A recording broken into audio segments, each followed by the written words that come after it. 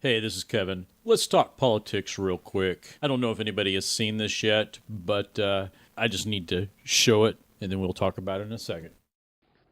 Telling the voters that, oh, our opponent is offensive.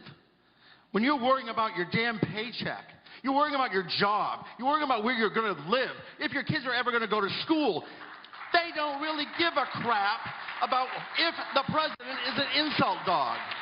The reality is, we did not offer a positive message to anyone that I'm related to.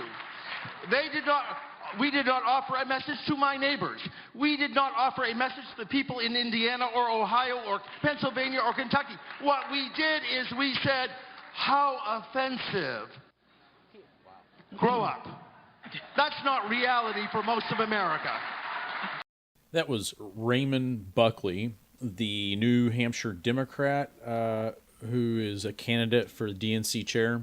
Chances are he is not going to get that chair now, but he has a very legitimate point that people have been trying to get across to the left wing far earlier than now. People have been trying to get this across to Democrats for a long time. And people like Dave Rubin and a lot of these quote-unquote alt-right bloggers who aren't really alt-right in the way that Hillary Clinton tried to portray the alt-right, but are just people who saw hypocrisy and politics at play in the whole Gamergate thing, and then they kind of grew from there. But the point is that the Democrats do need to grow up. They didn't have a solid message. This, you might say, is the part two to why Hillary lost. She lost because she didn't have a message. You know what Trump's message was? People are hurting. I'm here to help you. The Democrats are going to say anything about me, so don't listen to them. So, and people bought that. Who bought that? Now, that's fine and dandy.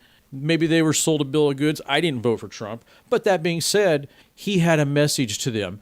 And the party apparatus of the DNC, and to a greater degree, what Professor Glenn Reynolds of the University of Tennessee likes to call Democratic operatives with bylines, which is the press, they were flummoxed by Trump as well. He hit them out of left field. They didn't see what was coming. The point that I'm making is that Mr. Buckley is 100% correct.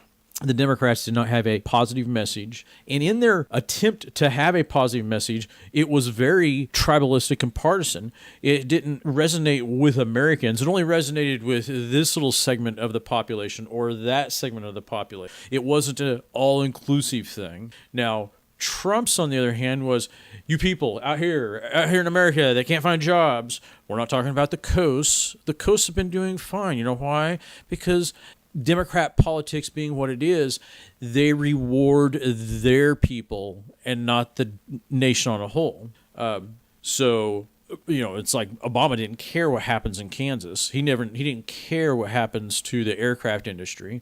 He could go run around and talk all negative about it and deride business owners who buy private aircraft and never consider the fact that people build those private aircraft, or not going to bat for the aircraft industry vis-a-vis military contracts, and instead allowing contracts to be awarded to countries like Brazil, who literally are not our allies and could very easily do things to the aircraft that we're purchasing to make them work against us. But all that said, the Democrats didn't have an economic message. They didn't have a message to Americans. They didn't have a message that resonated with people irrespective of a demographic. They had gotten so narrowed down into their identity politics and into their specific niche that they were trying to, garner favor with, that they forgot that there was this hole that they needed to talk to.